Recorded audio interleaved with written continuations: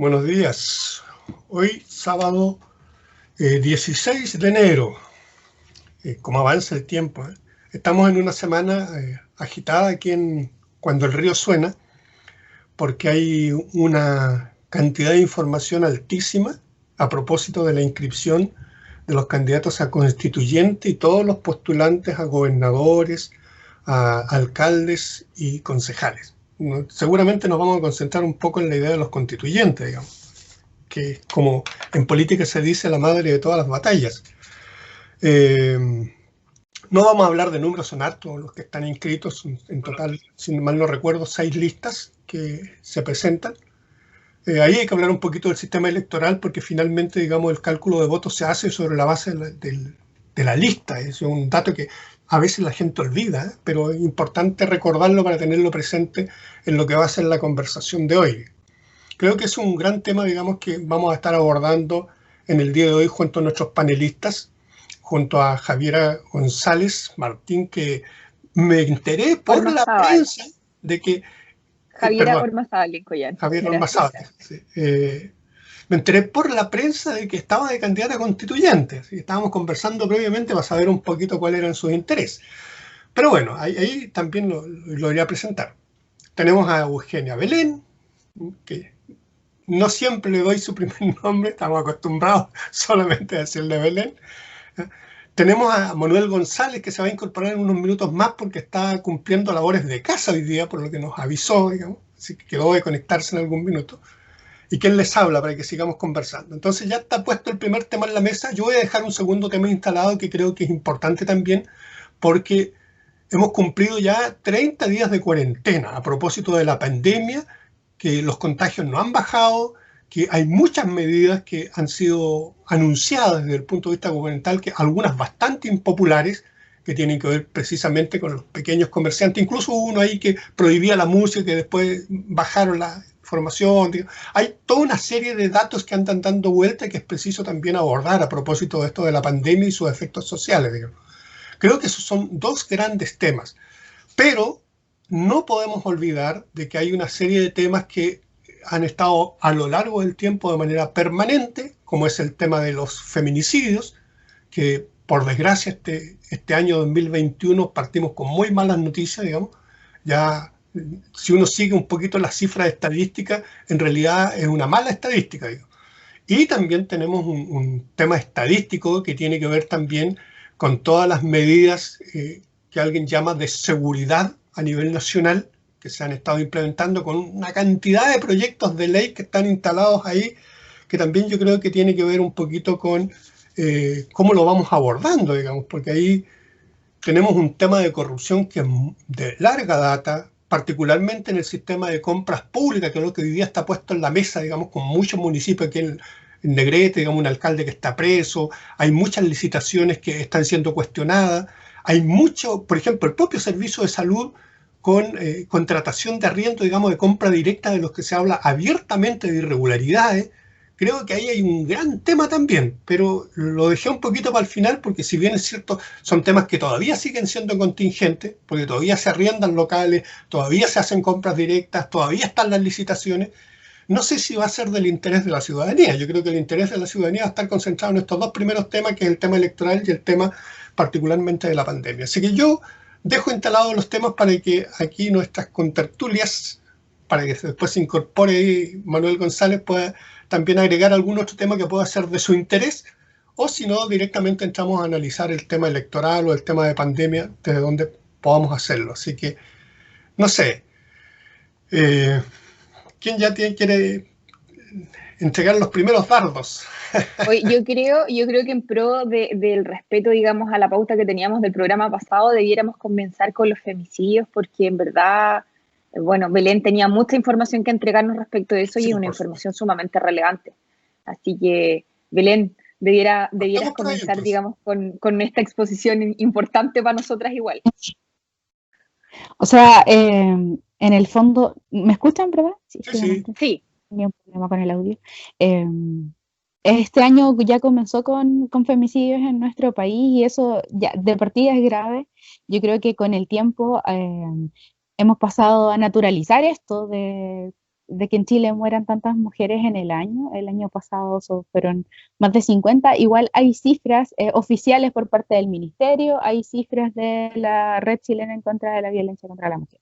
Eso como para dejarlo claro, igual muchas veces escuchamos una cifra en la televisión y después vemos en redes sociales otro número, y eso es porque no siempre cumplen con, en el fondo, los términos legales que se establecen en Chile para llamarse femicidio, pero son reconocidos por las organizaciones feministas como crímenes de odio en contra de mujeres cometidos por hombres. En estas cifras también de repente hay algunos problemas porque hay femicidios y muertes a mujeres trans que tampoco vendrían a estar considerados como femicidios en nuestra normativa. Pero lo preocupante es que este año ya tenemos casos y hay casos que además involucran parricidios, la muerte de los niños de la familia, no solo de las mujeres. Y a mí eso me parece grave porque de verdad yo siento que en nuestra sociedad lo que hemos hecho actualmente es naturalizar esta situación. Es decir, bueno, pero se están muriendo estas mujeres. Otro caso más, otra investigación muy tardía. Generalmente no se comenta tanto, pero en la mayoría de los casos estas mujeres tienen órdenes de alejamiento a sus parejas o exparejas, hay situaciones previas de violencia intrafamiliar o de pareja o de género, como queramos llamarlas según el contexto. Y es alarmante que siga ocurriendo en nuestra sociedad esto y que lo sigamos naturalizando. No podemos creer que vamos a avanzar como sociedad si esto no se vuelve un tema relevante ahora. ¿Sabes qué? Respecto a eso, Belén, a mí me gustaría... Perdón, Lincoln. Sí, dale. Ya, gracias. ¿Sabes qué? Yo no siento que sea una cuestión como una cuestión tan general de que las personas normalicemos la conducta, digamos, de los parricidios, femicidios, homicidios, como en general, digamos, sino que pasa por una cuestión más individual. O sea, nosotros como individuos también tenemos que pasarnos la cuenta y decir, oye, murió alguien, pero no importa, no lo conozco, así que da lo mismo. No, esto es un problema que parte, digamos, en casa, digamos, de la forma en la que nosotros criamos a nuestros niños, en la forma en que nosotros nos vinculamos con nuestros amigos, nuestros familiares, y como realmente darle la importancia desde dentro. Porque en verdad, de la única forma que se transforme en un conflicto o en un problema de completa relevancia es si nosotros empezamos por casa. Decir, oye, ¿sabes que murió alguien? Interesémonos, investiguemos o informémonos, pero todo parte por nosotros mismos. Porque obviamente el que está arriba, si no ve, digamos que la masa acá abajo se está moviendo con este problema, acá arriba no se van a interesar. Entonces tenemos que empezar por nosotros, como decir, oye, ¿sabéis qué? Murió alguien, o murió Pedro, o murió Juan, o murió Diego, murió la señora María, o no sé, murió un tal niño, o lo mataron, pero interesémonos nosotros. Porque, insisto, hay instituciones que se tienen que hacer cargo de velar que también la cultura cambie, porque como dices tú, sí tiene que ver con las realidades individuales y las construcciones que tenemos como individuos, que en las familias hablan de estos temas, que en el colegio se hablan de estos temas, pero para eso también tenemos que hablar de violencia de género en general o de la violencia estructural. Tiene que estar en los medios visibilizado de la forma correcta, porque como dices tú, dijiste se murió, pero también lo mataron o la mataron en este caso. Y muchas veces el lenguaje también nos permite estar un poco más ausentes de estas realidades, porque se suaviza mucho la situación.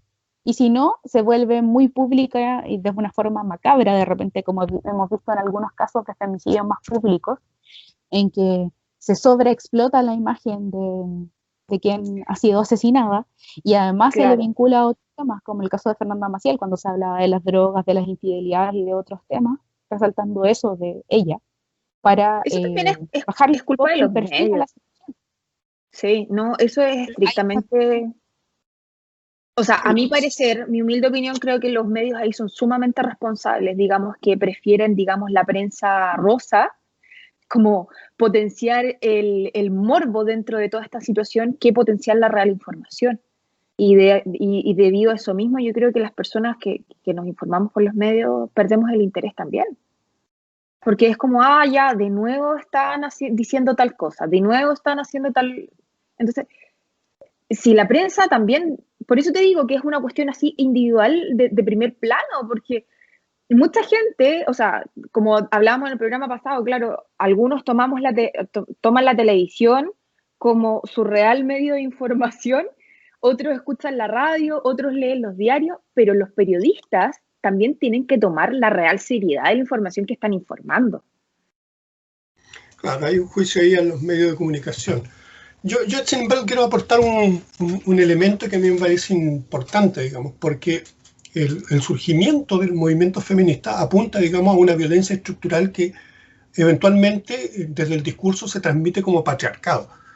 Y efectivamente, o sea, aquí hay una violencia estructural de la cual nosotros tenemos que hacernos cargo. Hay una violencia social porque cuando uno reduce el tema de la violencia básicamente al feminicidio, que es ya la consumación de un hecho altamente violento, olvida de que hay violencia psicológica, olvida de que hay violencia económica, olvida de que hay, digamos, una serie de dimensiones donde se ejerce la violencia.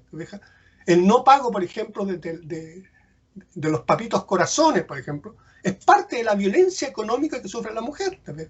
Entonces, claro, si uno toma el feminicidio como tal, claro, pero ese es un ángulo del problema. Entonces, tampoco creo que haya que... Es como la conclusión del problema, entre comillas. Claro. Entonces, yo tampoco creo que hay que tomar una postura reduccionista. Yo creo que efectivamente hay que mirarlo de manera estructural, hay que mirarlo en el corto, en el mediano y en el largo plazo. Y en el largo plazo y en el mediano plazo la responsabilidad, sin lugar a dudas, de la autoridad. Y la autoridad no ha hecho mucho, digamos, en términos de mediano y largo plazo. Ahora hay cosas de corto plazo en las que sí los ciudadanos tenemos mucho que decir y mucho que hacer, digamos, por supuesto. Empezar a modificar conductas en el local, la colaboración, un millón de cosas que tienen que ver con estos elementos culturales que no son precisamente de corto plazo, son de largo plazo, pero que tienen que estar acompañadas de un diseño institucional que permita que eso pueda ocurrir. Entonces, ahí yo siento que efectivamente hay que darle un matiz un poco más profundo. Esto del patriarcado, yo diría que en la mayoría de los ciudadanos no se entiende muy bien, ¿eh? Incluso me ha tocado en debates, digamos, hasta de rango académico a veces, que la gente no entiende muy bien de qué se trata el patriarcado, ¿te fijas? Entonces, bueno, lo quiero colocar porque creo que estos son debates que ameritan, digamos, discusiones que son conceptuales, ideológicas, discusiones que son económicas, discusiones que son sociales, y que yo si tuviera que reducirlas en este mismo proceso reduccionista, yo diría que la violencia intrafamiliar es una violencia que ahora, incluso en pandemia, se ha disparado. ¿Te fijas? Al interior de las familias, con los hijos, con las parejas, la violencia está, pero, digamos, ha impregnado la sociedad de manera absoluta. ¿Te fijas? Y eso tiene expresión en la calle, y eso tiene expresión social, y eso tiene expresión en distintos ámbitos. Entonces yo creo que hay que situarlo también para poder decir de que esto no va a parar en la medida en que no nos hagamos cargo social e individualmente de un fenómeno que tiene aristas distintas. ¿No? En este caso la violencia estructural y en el caso de la mujer expresada específicamente en el patriarcado. Hola. Bueno, por ahí saludemos a nuestro buen amigo Manuel González, que acaba de llegar. Estamos conversando en una primera etapa para incorporarlo al debate, digamos, respecto del tema de los feminicidios, de la violencia, digamos, que acabo de finalizar un poquito instalando el tema a nivel del hogar, digamos, para que ya se vaya incorporando nuestro buen amigo ahí. Sí, hola, buenos días. Materia... Buenos días, Manuel. Hola, ¿qué tal? Materia que quedó pendiente en una oportunidad porque no estaba Belén. La semana pasada. La semana antepasada parece que fue. También. Que hubo femicidio y a la semana siguiente, tras cartón... El 9 y el 10 fueron los dos femicidios. Lo mismo. Ahora, la verdad es que hoy día alguien podrá decir tiene más exposición pública, está más sensible la sociedad. Yo creo que eso algo de razón tiene, porque me parece que antes había más respeto por la mujer, créanme. La sociedad más tradicional, menos imbuida de otras cosas, había más respeto por la mujer. Ya, pero ¿antes cuándo? Sí. Porque las cifras de los registros de femicidios que tiene la Red Chilena contra la Violencia son desde el 2010, y desde el 2010 generalmente el promedio está en los 50, y claro, ha habido años en los que ha aumentado bastante. El año pasado sí cerramos cerca de los 60 femicidios en el año. Entonces, yo creo que esto, ahora que se lleva un registro, hemos visto que no ha ido a la baja, ha ido aumentando, pero leve. El aumento tampoco es tanto, no es que estos últimos años se haya exacerbado la violencia contra la mujer, yo creo que hemos sido capaces de recopilar más información. Hay un registro más serio y eso permite un análisis de, por último, este rango. Pero yo creo que esto es un tema estructural y cultural que viene desde hace mucho tiempo en Chile. Sí, pero creo que en las últimas Y que antes décadas además estaba más instalado culturalmente porque estaba más el, naturalizado y el, ma- instalado en las leyes también. Había no, más poder por parte del poder. y el machismo era parte de la convivencia, era algo casi natural. Sin embargo, no habían estos efectos de violencia criminal que estamos viendo, de cobardía cuando uno ve los hechos como son. ¿Y qué crees tú, Belén? ¿Falta todavía un poco más severidad en la ley? ¿Falta más, no Pero es que yo sé, creo que son muchas presencia las del instituciones, las Estado? ¿Qué estructuras, cosa? son muchas las instituciones, las estructuras del ¿Estás de acuerdo? Estado en ese sentido, pero también el tema cultural que decía Javiera, nos tenemos que hacer cargo individualmente, individual y colectivamente del problema, pero también las estructuras, como dices tú. Entonces, no es solo que las leyes sean, que las penas no sean tan altas, sino que el sistema completo tiene que funcionar mejor. En muchos Claro. de los casos de los femicidios de los últimos años, estas mujeres, como decíamos antes, tenían restricciones de alejamiento de sus parejas o exparejas, habían denuncias previas de maltrato, y aún así estos casos ocurren, porque es poca, bueno, y además hace Es poco que, también hay un estudio que plantea que mujeres que fueron atendidas por carabineros cuando denunciaron situaciones de violencia planteaban que en muchos de los casos ocurría que los mismos carabineros trataban el problema de una forma no correcta, Sí, como claro. diciéndoles que se fueran para la casa, que se Eh, arreglaran, o tratando de intervenir de una forma que no se rige al protocolo oficial, que es tomar la denuncia y hacerse cargo del problema.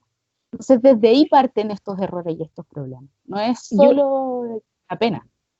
como complementando un poco esa opinión, Belén, me gustaría decir, y con mucho cuidado, la verdad, porque, bueno, siguiendo la línea de que tenemos que hacernos cargo individualmente de todos estos conflictos, y digamos a nivel institucional también, porque no debemos olvidar, perdón, que las mujeres que denuncian, hay denuncias reiteradas, pero es como el resultado a la segunda o a la tercera denuncia. Lo puedo decir por conocimiento propio. Digamos, yo soy abogada, me dedico bastante al área de familia y veo esto reiteradas veces en donde dicen, ah, no, es que ya nos arreglamos, ah, no, es que sabe que señor juez, ya no quiero seguir con la denuncia, no, sabe que no, fue un impasse Y solamente. yo Entonces, creo por que eso ahí les digo yo, también hay temas hagámonos. que la intervención es insuficiente, pues, Javiera, porque No, en no, el no, por eso, fondo no es solo la déjame terminar. denuncia, también es más. No, déjame terminar, por favor. Entonces, ahí es cuando decimos como sociedad nos tenemos que hacer cargo individualmente también y decir, ¿qué está pasando dentro de esta casa, dentro de la cabeza de esta señora, de esta mujer? En donde decir, ¿de qué forma estás proyectando tu vida? Que lo que te está haciendo este hombre o esta persona está bien dentro de tu cabeza. Entonces, ahí es cuando decimos como, tomémosla, y por eso es una cuestión también a nivel institucional, tanto del Poder Judicial como de las instituciones también que apoyan, digamos, la violencia doméstica o la violencia en contra de la mujer, decir, ok, iniciemos tratamiento, veamos de qué forma podemos sacar esta conducta normalizada por ella de su cabeza y decirle, amiga, aquí de verdad no estás bien. Por eso les digo, tomemos el problema, el conflicto de forma individual e institucional, porque no solo el Poder Judicial, no solo las leyes están equivocadas o están siendo aplicadas de forma incorrecta. Culturalmente, nosotros tenemos que cambiar, modificar esta conducta. Y es por eso el poder de la información que tienen también. Muchas mujeres se sintieron mucho más apoyadas cuando la normalización de la denuncia empezó ir en aumento, porque antes era calladito. O sea, aquí no pasa nada. A mí me tocó un montón de veces ver en la corporación, o sea, ver y escuchar en la Corporación de Asistencia Judicial, que es donde también trabajé, no, es que lo de él pega, no, es que lo de él está, entonces uno queda así como, señora, venga, por favor, venga, ¿me entiendes? Que es una cuestión que uno dice así como, ¿cómo es posible que estemos en el siglo XXI y todavía están pasando estas cosas?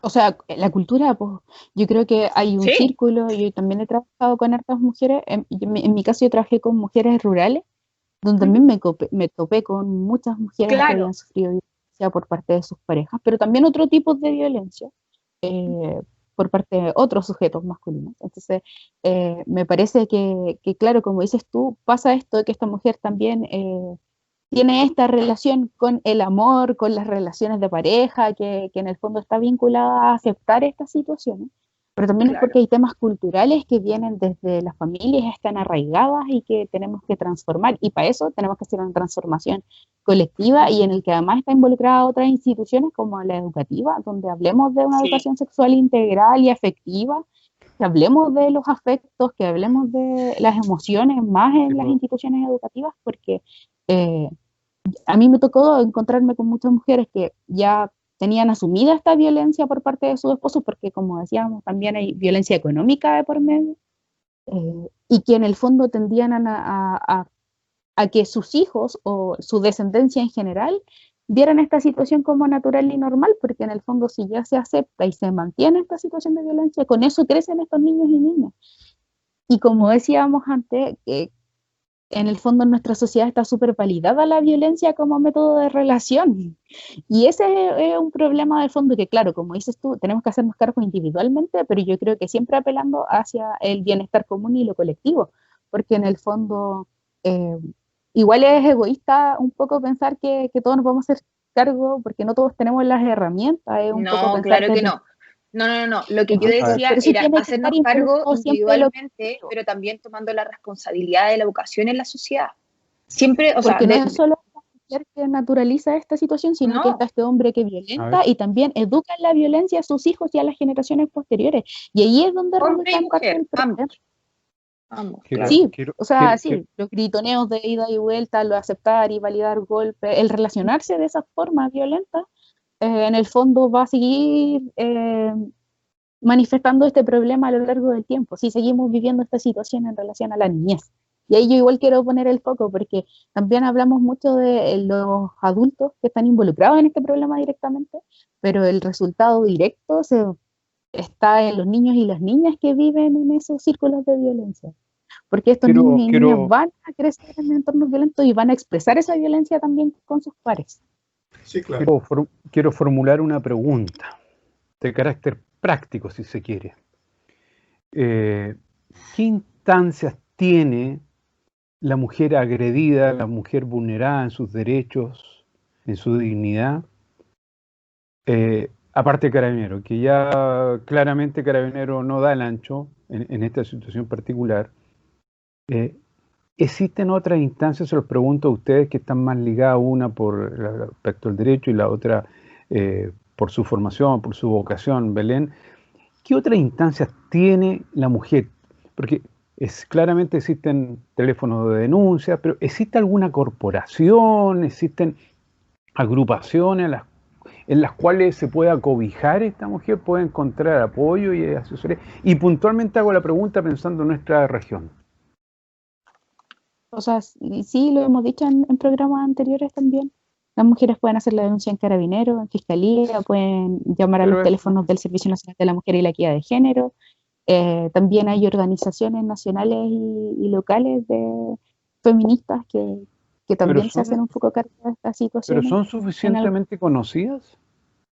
No Eh, necesariamente. yo Sí, pues, creo que no. no. Yo creo que No. generalmente lo más conocido es los conductos regulares, que vendrían a Sí, claro, ser Claro. los Carabineros, formales. Fiscalía, Mm. y los teléfonos de denuncia que tampoco tienen tanta difusión. Ya. Bueno, hagámonos parte de eso en este Claro, programa, de repente me poder decir, gustaría oiga, sí, Bueno, sí, y la no, oficina del Centro de la Mujer acá en Los Ángeles está en Colo Colo 455, ya que ahí también reciben, prestan asistencia a la mujer, digamos, y luego estas denuncias o cualquier irregularidad que se presente en la oficina la presenta directamente a los tribunales de familia o si ya es reiterada también en fiscalía. porque no olvidemos que cuando hay violencia reiterada no corresponde al Tribunal de Familia, sino que corresponde la investigación al Ministerio Público. Claro, hay miles de detalles ahí que uno tiene que conocer, la ciudadanía más que tiene que conocer. Yo diría que un elemento que quiero agregar, más que nada, digamos, tiene que ver con esta concepción de los abordajes integrales, porque habitualmente cuando se llega al punto de la violencia, digamos, se asume la violencia como un factor, digamos, básicamente punitivo, frente al cual no se agregan otras medidas de apoyo económico, de apoyo emocional, digamos, que son absolutamente insuficientes, que a veces vienen con tardanza, ¿no? Llegan a posteriori, no son, como dice, proactivos, como diría uno. Hay toda una serie de detalles que hay que cuidar, pero tiene que ver con la atención integral, ¿te fijas? Que bueno, es una política que se está implementando en Chile, que tampoco, yo diría que tenemos todavía una perspectiva de salud que es absolutamente biomédica, no es como se declara habitualmente biopsicosocial, en donde efectivamente hay que preocuparse de aspectos psicológicos, de aspectos sociales que están incidiendo en la salud. No, nuestra perspectiva todavía sigue siendo bastante biomédica, digamos. Estamos preocupados del daño físico, no siempre del daño psicológico, mucho menos del daño social. Entonces yo creo que el cambio de mirada que hay que hacer desde la institución, esta perspectiva, digamos, integral. Y el cambio nuestro también tiene que ser una mirada que ya deje de ser reduccionista y empecemos a entender que detrás de estas lógicas de violencia hay un sistema que es el que las promueve, que las alimenta, que las mantiene, ¿eh? Y que busca controlarlas básicamente con medidas punitivas, que si bien es cierto, es parte del ejercicio, no es lo que resuelve el problema. Bueno, hablando en aspectos generales, la parte de salud aquí en nuestro país es más asistencialista y no es prevencionista, que es lo que debiéramos utilizar. De hecho, en los países europeos la medicina es prevencionista.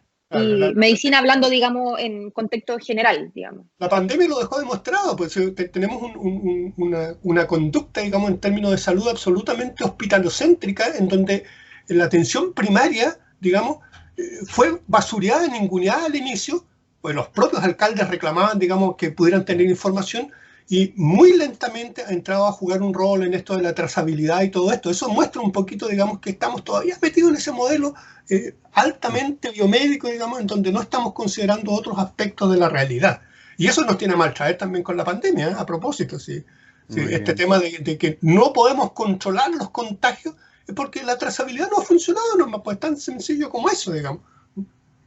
A tal punto de que cuando en el último avión que viajaron, había que pedirle por favor a la gente que informara si viajó o no en el avión, ¿te fijas? Los registros no están, por desgracia. Pero bueno, es parte de la realidad que nos toca vivir, ¿no? Sí, pero suscribo plenamente el planteamiento de Lincoln y después el de Javiera. Pero plenamente estamos al debe en ese aspecto. Yo creo que esto, ojalá no fuera así, pero esta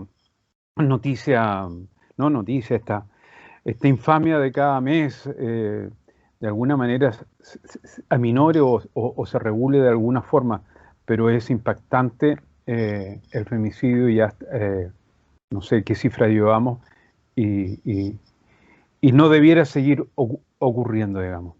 Oye, yo quisiera llevarlos a otro punto que es mucho más también contingente, que tiene que ver con la situación que va a enfrentar el país y que es relevante o hoy muy importante, decisivo para el destino de nuestro país, cuál es la elección del 11 de abril. No sé si yo me incorporé tarde, un poco tarde la pausa. Las elecciones, y la verdad es que he quedado con un sabor un poquito más amargo que dulce, digamos. Aquí estamos frente también de Javiera, que no sé si saben, pero ella va a postular como... Lo comentamos también. Ya, pero la verdad es que el resto, en general el conjunto me es muy deficiente. Yo no sé qué noticias tenemos del polo de ustedes, de la centroizquierda, porque hablábamos de Movimiento Ciudadano, de Independientes que se querían inscribir, pero la verdad es que yo siempre he creído que mientras existe este sistema de partitocracia, con esta ley, los movimientos sociales y los cuerpos sociales intermedios son tirados para el lado y lo que aquí prevalece son las máquinas partidistas. Y a propósito de eso termino con lo siguiente. Fíjense ustedes, yo no lo había querido señalar en el programa antes, que Mario Ríos, Santander, un político de trayectoria, y, en fin, y que tenía a cuestas una importante experiencia, era candidato, pero lo bajaron, lo tijeretearon, lo chaquetearon, le pusieron ese cuchillo por la espalda, ese que uno nunca se da cuenta de quien menos lo piensa, y chao, 2 días antes ya no era candidato. De eso se vio mucho y en todas las tendencias los partidos políticos se fagocitaron unos a otros y tenemos ya los candidatos. Ya sabemos, aquí en Biobío no sé quiénes son los candidatos a convencional. Importante señalar a nuestros auditores que el 11 de abril tenemos 4 votos. Uno para elegir un convencional, que es el más importante. A continuación, el del gobernador, alcalde y finalmente concejales. Oye, ahí hay 4 votos de esferas distintas del quehacer político. Va a estar difícil como hablar la papeleta después. Sí, claro. Muchísimo, Oye, sobre todo las a ver, concejales. sí. Miren, en nuestro distrito, que es el distrito 21, que abarca desde Lota, bueno, voy a nombrar a todas las personas que están afuera. No, pero las conocemos, sí las conocemos. Bueno, tenemos Arauco, Biobío, incorporamos Lota. Tenemos la lista de Felices y Forrados, Vota Feliz. Se encuentra Lorena Urra Arévalo, Abelardo Muñoz Barnechea, Leticia Berrocal Gillibrand, Gerson Valdebenito Moya, Luis Vázquez Torres y Cristel Uribe Cuncar. Tenemos lista de Chile Vamos, que es la única lista que va por la unidad, que es Paulina Veloso, Pablo Perello Pérez, Tamara Rogers, Jorge Guzmán, la que les habla, Javier Ormazábal e Ítalo Zunino. Bueno, y después tenemos las listas de los independientes, que es la lista del apruebo, que pertenece a la unidad constituyente y está formada por el ex gobernador Luis Barceló Amao, Aurelia de Ormeño Carvalho, Óscar Burgos Peredó, Stephanie Tizi González, Marcelo Urrutia Burns y Norca Flores Jara. El Partido Comunista, Frente Amplio e Independiente, se encuentra Patricia Valderas, Álvaro Sánchez, Basili Carrillo, Marcela Saavedra, Vanessa Jope y Claudio Castillo. Otra lista tenemos los independientes no neutrales, que se encuentra Clara Zagardía, Javier Fuchslocher, Alejandra Navarrete, Elizabeth Aguilera, Luis Gutiérrez y Germán Ríos San Martín. Y luego Biobío sin partidos, que está Marcelo Carrillo, Jenny Díaz, Paz Quevedo, Ítalo Gallegos, Milen Soto y Miguel Bécar. Tenemos muchos candidatos a la constituyente. Por eso les digo, esto es solo los constituyentes. Para doblar el papelito. Como dijimos anteriormente y como dijo Javiera, hay listas donde hay listas de partidos, de coaliciones de algunos partidos. Estas listas a su vez tienen militantes y tienen independientes, porque muchos de los partidos, como les habíamos mencionado anteriormente, tienen cupos reservados para independientes y además están estas listas de independientes que pidieron firmas a través del patrocinio del CERVEL. Entonces está todo este variopinto de candidatos. Que además hay que recordar que, como decíamos recién, no todos nos van a sonar tanto porque pueden ser candidatos que sean más activos en Arauco y no en nuestra provincia. Claro. Así que igual ahí hay que investigar, hay que conocerlos bien porque, claro, hay muchos nombres y rostros que nos pueden sonar más, como el de la Jenny o tú misma que ahora estás aquí, ¿no?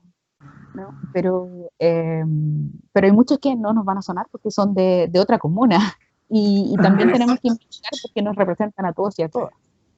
Yo solamente voy a agregar ahí el dato, digamos, de que en este distrito se eligen también escaños reservados indígenas y quedaron confirmados ahí 2 candidatos que son Adolfo Millabur y Natividad Yanquileo. Hay otros que creo que quedaron pendientes porque estaba el servicio electoral revisando, digamos, los datos, pero publicaron básicamente esos 2 nombres, así que tenemos 2 más ahí que corresponden a la constituyente indígena. Recordar que en este distrito efectivamente se eligen 5 constituyentes, pero uno de esos escaños es el escaño reservado mapuche, por tanto son los otros 4 los que van a estar en disputa con Claro. estas 6 listas y más o menos 36 candidatos, digamos. Eso es lo que va a quedar en juego. Pero Ahora, a ver, perdón, Lincoln, la explicación adicional que estás dando tú, por favor, reitérala. Se eligen 5 constituyentes por el distrito 21, ¿no es cierto? Distrito, sí. Pero uno de ellos está reservado para la minoría. Escaño reservado, claro. Escaño reservado. Y sí. puntualmente, ¿cuáles son los candidatos ahí? Hasta el momento, los que están confirmados por el CERVEL, es Adolfo Millabur, quien fue alcalde de Tirún, una figura bastante conocida públicamente, que renunció hace muy poco a la alcaldía precisamente para ser candidato a constituyente. Y va a ser Natividad Yanquileo, que es una abogada joven, digamos, que ha trabajado mucho con algunas ONG, es activa en toda la región de la Araucanía y no solo en la provincia de Arauco, digamos, es bastante conocida en el mundo mapuche, digamos. Así que son los 2 candidatos que están en ese ámbito confirmados. Entiendo que hay otros 2 nombres que quedaron están en revisión por el Servicio Electoral por algunos detalles, digamos, pero le queda un par de días, digamos, para que ya se confirmen si van a quedar incorporados definitivamente o no, digamos. Pero eso mismo pasa con los demás concejales, o sea, con los demás constituyentes. ¿Sí? El hecho de que se hayan inscrito, si han cometido algún error, perfectamente puede significar que lo objete el Servicio Electoral. El Servicio Electoral todavía tiene plazo.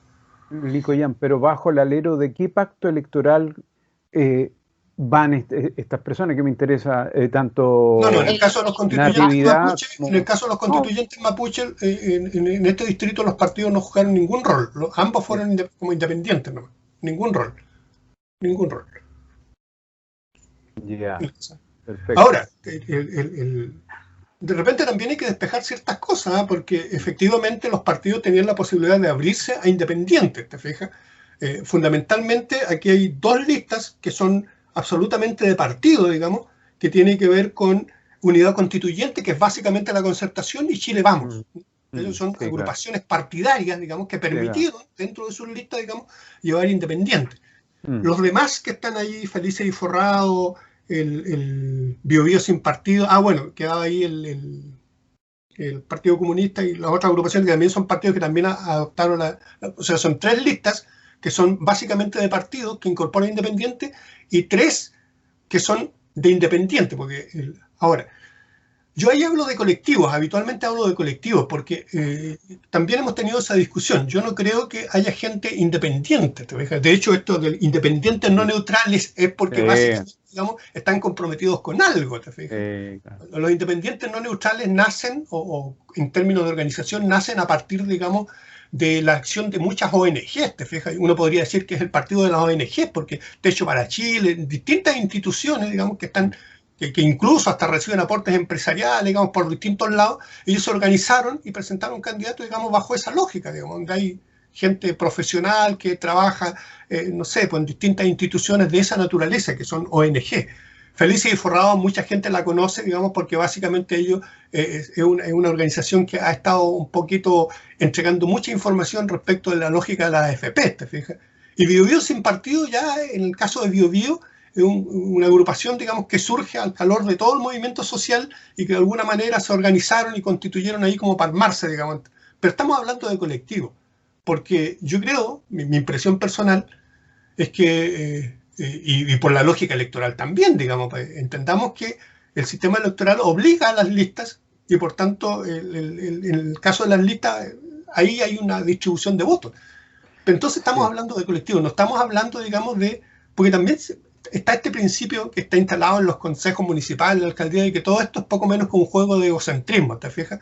El más simpático, el que más plata invierte, finalmente en las candidaturas a alcaldes y concejales, digamos, muchas veces se juegan en función de los recursos que invierten en su campaña, digamos las cosas. Bueno, por eso tomándome eso, Lincoln, debemos también ser responsables. Nosotros también tenemos que promover la investigación individual que tiene que hacer cada persona para poder elegir su candidato también. Recordemos que estamos en pandemia, la publicidad, digamos, dentro de estas elecciones no va a ser lo mismo que hemos visto durante estos últimos años, digamos, que se organizaban eventos populares y todo eso, digamos, que atraía a mucha gente y que por eso la persona votaba por ese candidato o por esa candidata.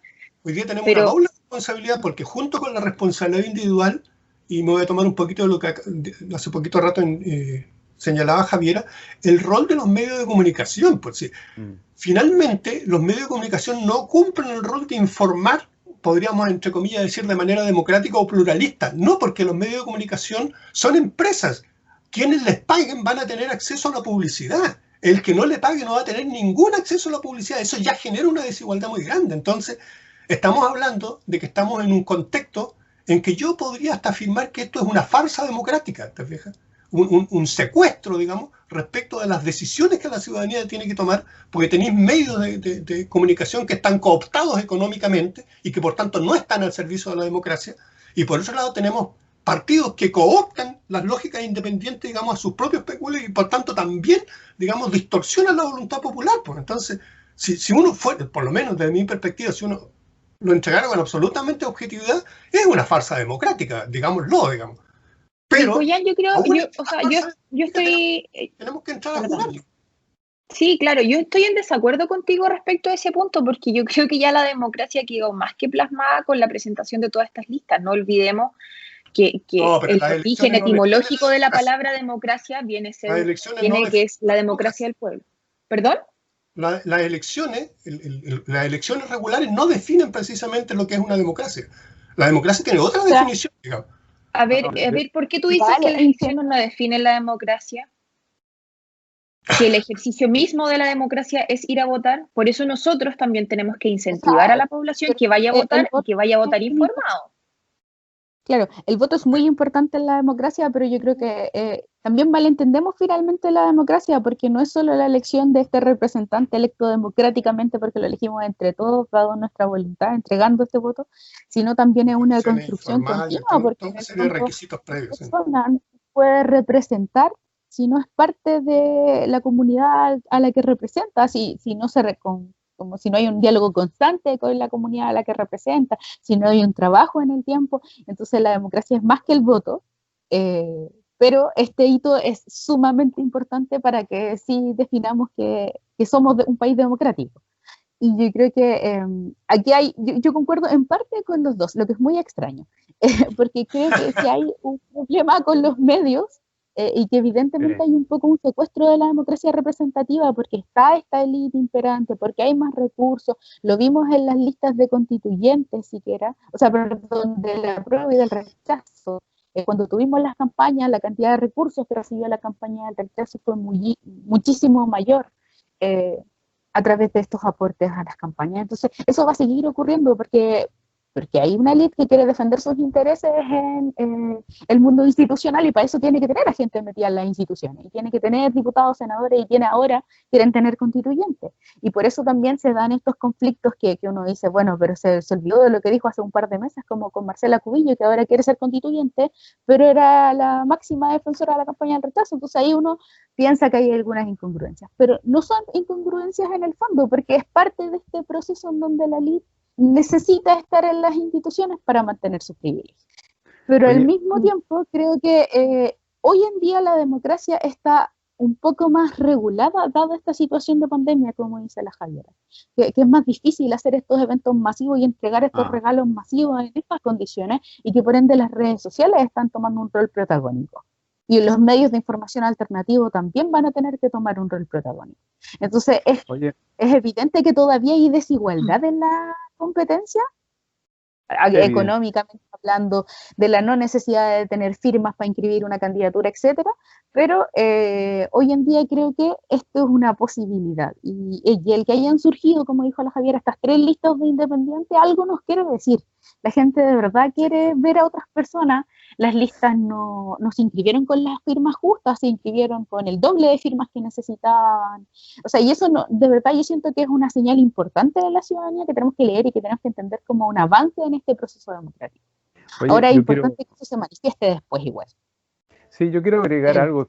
Escuché con atención la vehemencia y la pasión que le puso Lincoln, y yo también suscribo. Sí, pero yo también suscribo eso, Lincoln. Hace mucho tiempo que aquí hay una suerte de farsa democrática.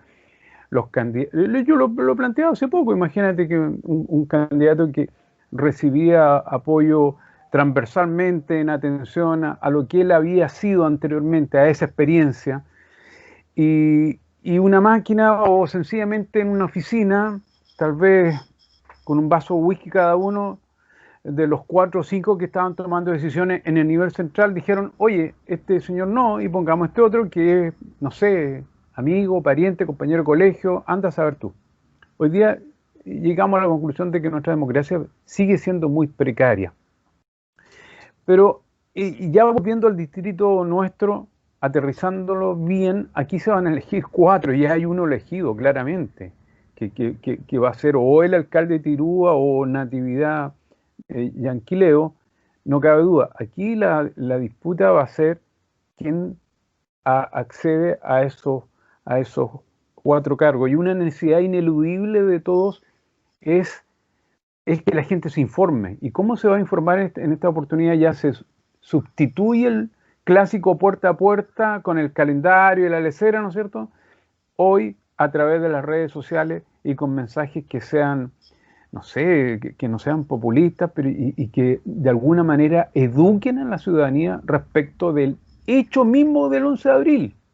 Usted tiene 4 votos porque la gente... A ver, pongámonos en la situación de una comuna rural como Quilleco. La gente está preocupada naturalmente del cambio de alcalde y de algunos concejales. Cuando tú le comienzas a hablar de los constituyentes, enredarle la cosa, y ya cuando le planteas lo del gobernador, piensan en el gobernador actual. Y hay que explicarle ahí toda esta modificación en la institucionalidad. Y ahí hay cambio. Ahora, de los nombres que aparecieron, claramente Luis Barceló, que fue, y lo debo reconocer, un muy buen gobernador, un hombre con formación, además es abogado, me parece que es una buena carta, muy buena carta de la unidad constituyente, ¿no? ¿Así se llaman? Sí, ahí va, Ya, sí. de la unidad constituyente. Mis respetos para él y yo creo que él va a realizar un esfuerzo cívico y también de la misma forma. Lo propio ocurre con otras caras conocidas. A mí me llamó la atención la presencia de algunos, me pareció haber escuchado por ahí a un dirigente del magisterio, ¿o no? Que también El está, constituyente, dices tú. no sé si en constituyente o en otra, pero me sonaba a un dirigente del magisterio que ellos tienen un alcance mayor si son candidatos porque tienen una red ahí con el profesorado, con el magisterio. Y después, claro, el apellido Zunino es un apellido de la zona. Yo creo que si sale elegido Zunino, va a ser, en la historia de Quilleco se va a consignar en algún minuto el primer constituyente que sale de Quilleco, porque antes no era de esa forma, digamos. Así que me parece a mí que cada uno de nuestros círculos nos van a sonar ciertos nombres. Claro, pero por ejemplo... Él me parece poco justo ahora, con todos nuestros candidatos que ahora le empecemos a tirar flores a algunos más que a otros. Yo creo que si yo incluso lo que podemos hacer y lo otro que quería señalar, que me parece invitarles o hablar de sus ideas. Yo creo que está bien. Volvemos al final un poco a la lógica de lo que hablábamos, sí, pues Manuel, de esto de que esta democracia no está bien, pues, porque en el fondo no pasamos en los rostros y en los nombres. Pero termino señalando también que se avisora una nueva camada, una nueva oleada de dirigentes que bienvenidos para que comiencen a aplicar sus diferentes puntos de vista, opiniones, y que nosotros las conozcamos para así tomar una decisión bien informada. No sé, como nosotros también somos un programa de radio, aunque sea chiquitito, podríamos también invitar, digamos, a algunas personas que digamos, estén dispuestos también a venir a conversar con nosotros para que puedan manifestar sus ideas, las propuestas, cuáles son sus formas de plantear la negociación, si están dispuestos a escuchar a la ciudadanía también, porque este es un cargo, digamos, en donde nuestro distrito tiene que estar representado. Debemos de impulsar el regionalismo, porque yo creo que es sumamente importante dentro de la constituyente, y también para poder escuchar, digamos, sus historias personales. Tenemos que conocer a la persona para saber cómo va a ser el candidato. Entonces, sería súper bueno que, digamos, promoviéramos, digamos, entre nuestros círculos o personas que conocemos para poder invitar a estos constituyentes también. Seamos un medio informativo responsable, como estamos hablando, y démosle plaza, digamos, y cabida a todos los que quieran venir a nuestro programa. Porque también no podemos ser tan tajantes en el comentario de decir como, oye, los medios de comunicación o los periodistas y todo, siendo que también a veces hay candidatos que no quieren. Sí, claro. O sea, sí, de hecho lo habíamos hablado anteriormente. La Stephanie Tisi estaba invitada, en algún minuto había confirmado, pero tuvo un problema y no pudo estar. Pero yo ¿Ella es concuerdo candidata? que tenemos que... Sí, ahora es candidata, Yeah. es independiente, pero va en la lista de unidad constituyente. Se hace ineludible decirle públicamente a ella que venga al programa. La estamos esperando. Bueno, y a los demás también, en el fondo, como decía Javiera, cada uno conoce en parte a uno más de un candidato de alguna lista, sí, claro. Y si no, hoy las redes sociales además nos permiten llegar a ellos y decirles que la invitación está abierta y que podamos empezar a coordinar para ver cuándo puede estar cada uno, que hablemos como de las ideas de la lista, y yo quiero hacer un hincapié en eso cortito. Como dijimos en algún momento, estas elecciones tienen que ver con las listas, porque nuestro sistema democrático lo plantea de esta manera, como un sistema de default, entonces estos votos que hay una relación con la lista, no solo con los candidatos de forma individual. O sea, es importante hablar de las ideas y de por qué en el fondo se coordinaron y se pusieron, van juntos, porque si van juntos, la lista tiene que tener más o menos un lineamiento, tienen que haber ideas en común y esas ideas una se cierta pueden... coincidencia, claro. Sabemos que puede que no coincidan en absolutamente todos los puntos los candidatos que conforman la lista, pero tienen que empezar a ponerse de acuerdo y yo creo que de a poco van a ir saliendo nuevas, también van a ir escuchando a la gente, como decía la Javiera, no es solo los candidatos que se pusieron de acuerdo y tienen algunas ideas, sino su relación con la gente y asambleas populares, organizaciones que levantaron estas candidatas. Disculpa, Manuel, ¿podrías bloquear tu sonido, por favor? Que Belén no se escucha. Ah, fantástico. Sí, es que como que estaba tratando de ponerte atención, pero la voz de Manuel como que me bloqueaba. Pero sí, nosotros, digamos, desde la lista de Chile Vamos, nosotros estamos súper dispuestos, estamos muy, muy interesados en que la comunidad sepa, digamos, los lineamientos que tenemos para la Convención Constituyente. Sepan también que estamos abiertos al diálogo y, digamos, somos sumamente responsables en transmitir la información y por eso hablo por mi lista y esto es con mucho respeto también a los demás, porque, digamos, estoy aprovechando la pantalla. Estamos muy abiertos a las invitaciones, a la discusión y a respetar las posiciones de los demás. Es súper importante el respeto, la reciprocidad y la responsabilidad con la cual transmitimos la información.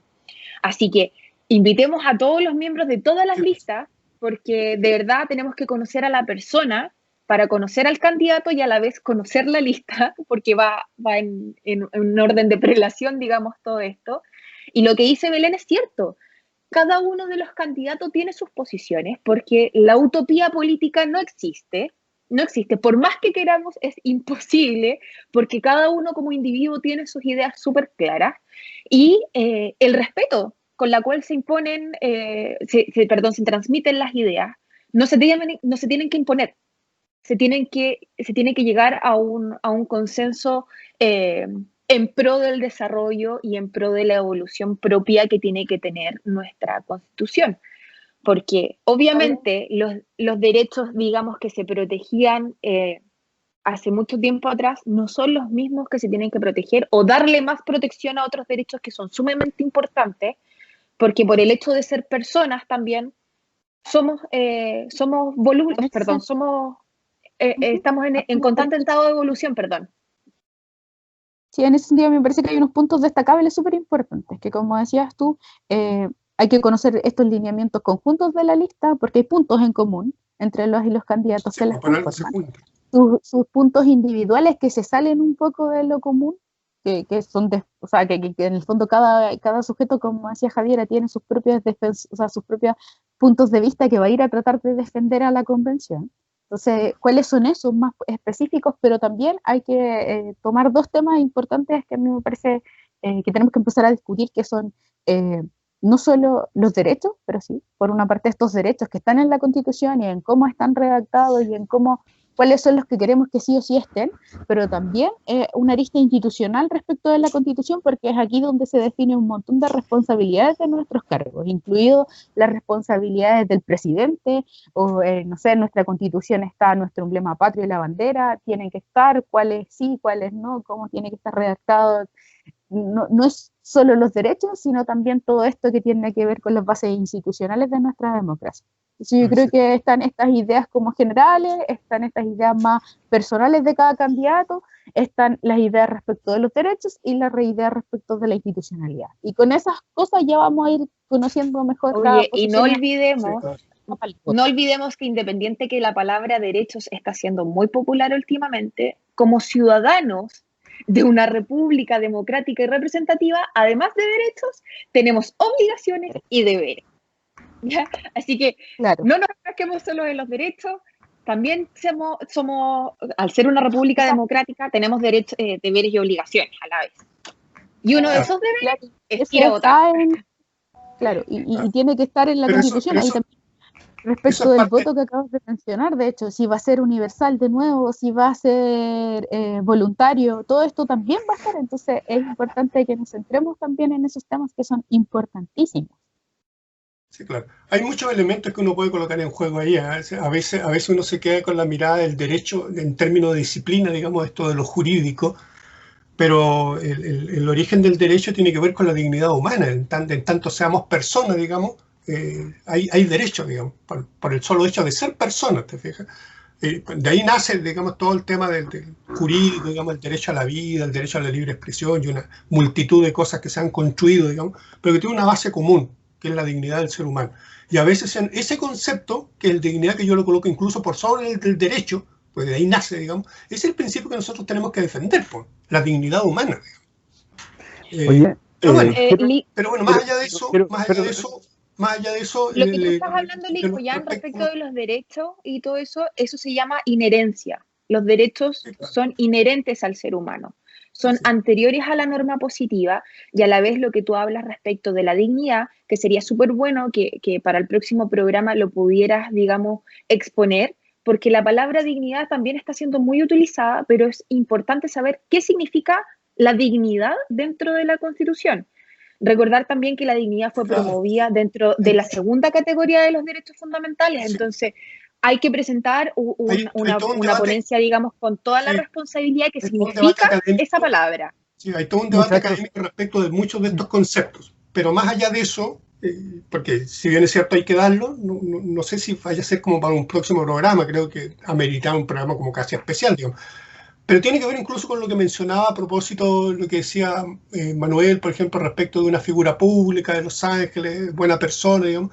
Todos tenemos impresiones respecto de los sujetos. Yo, a la gran mayoría de los que están hoy día postulándose, yo diría que casi el 70% los conozco por distintas razones, digamos. Por razones políticas, por razones sociales, por distintas razones. Un 70% creo que los conozco, digamos. ¿Ya? Y respecto de ciertas figuras, digamos, como siempre está la relación de amor y odio. Hay algunos que lo quieren y hay otros que lo odian. Y algunos que estamos en un rango como intermedio, ¿te fijas? Porque uno los conoce en el ejercicio del poder. ¿Fijas? A mí me pasó, por ejemplo, con mucha autoridad, y no solo con el gobernador, con los alcaldes y todo, que cuando nosotros íbamos a proponer, por ejemplo, el poder colocar en la municipalidad, en las gobernaciones, por ejemplo, la bandera mapuche, fuimos rechazados muchas veces, ¿te fijas? A veces por las mismas autoridades y otras veces porque eran órdenes centrales, digamos.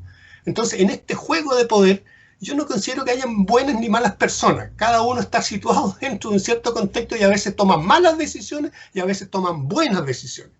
Están todos en el mismo juego. Sí. Muy bien. Que no se olviden que somos personas también los candidatos. Por supuesto. Ya, somos personas. Y obviamente no somos monedita de oro, Obviamente va a haber gente que nos va a querer, hay gente que nos va a odiar, hay gente que va a hablar.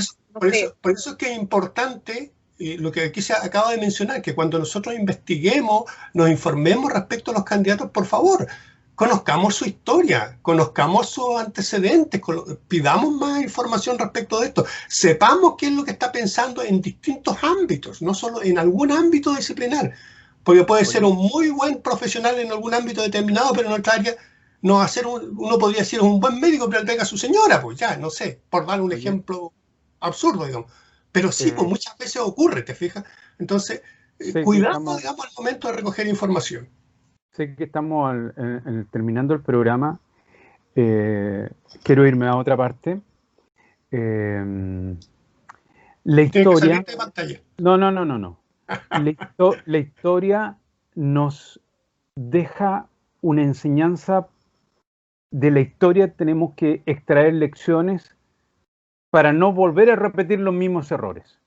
Nosotros tenemos una historia muy reciente que fue la del estallido social. No hemos aprendido nada, absolutamente nada. ¿Por qué lo digo? Señor, vaya al comercio, vaya a una farmacia y el abuso continúa y se acrecienta.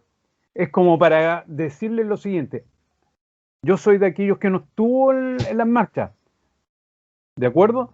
Pero con esto que está sucediendo, por Dios, por la miércoles que dan ganas de salir a la calle y decirle en su cara, no sé a quién, córtenla. Si todo esto nace a propósito de que el abuso se hizo costumbre.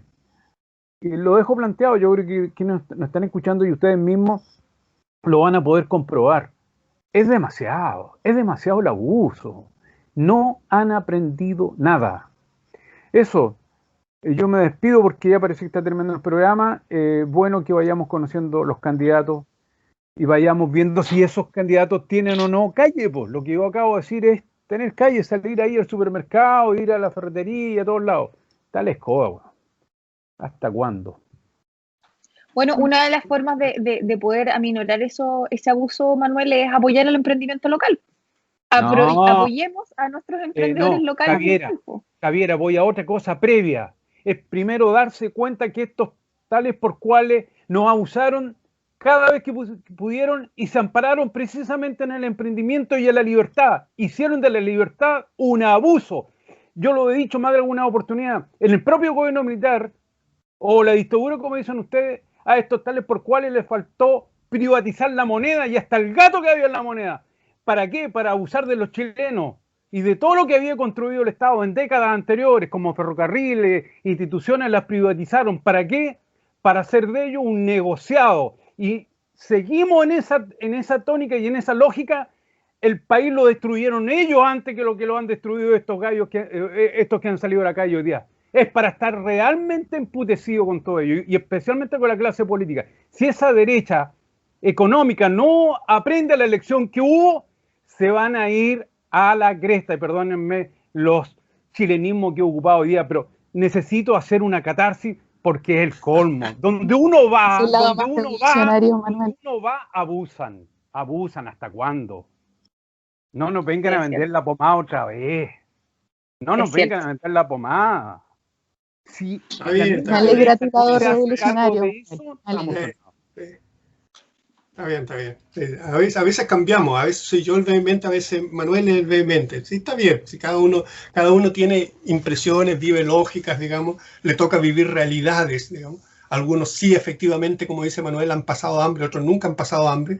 Sin embargo, hablan en nombre de los que pasaron hambre. Entonces, por eso digo yo, cuidado. Hoy, de lo que más se necesita es precisamente de coherencia, que es lo que la gente le pide. Si la clase política está tan desprestigiada hoy día, es porque no hay coherencia entre lo que dicen y lo que hacen en la realidad, digamos. Entonces, esa coherencia es la que uno hoy día exige, pide en todos los planos, digamos. Coherencia institucionales, coherencias individuales, coherencias de todo tipo.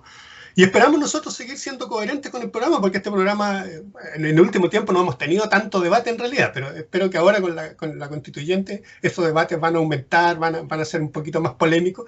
Creo que va a ser interesante, así que, pero dejemos abierta la invitación a todos. Yo diría que uno por lista, no sé, pues es difícil poder traer aquí, no sé, 36, 38 creo que son en total, o 40 probablemente ya.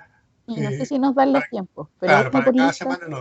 Pero yo creo que uno por lista está bien. Me parece que entre ellos, y coincido un poco con Belén ahí cuando decía, necesariamente tiene que haber un grado de coordinación, se tienen que conocer, por último poder entregar ciertos lineamientos básicos. Así que hagamos los esfuerzos para eso, digamos, para que ojalá podamos tener un representante por lista en cada programa, porque ahí sí nos da abasto el programa y hagamos de esto algo interesante. Así que dejamos la invitación hecha de modo abierto. Evidentemente yo voy a tomar contacto con más de alguno a ver si manifiesta interés o no, porque a veces uno invita, pero no siempre están interesados. Y dejémoslo abierto, para que sigamos discutiendo y debatiendo, digamos, con la misma vehemencia que hemos tenido siempre. Así que también yo me voy despidiendo porque efectivamente estamos casi en la hora. Pasados, de hecho. Pasaditos, sí, pasaditos. Buenas tardes. Entonces, Oye, un agrado nuevamente, invitamos a las muchas personas. gracias. Nos vemos la próxima semana, que tengan buen fin de semana. Chao. Que sigan escuchando Radio Violeta Y Bionoticias. y Bionoticias.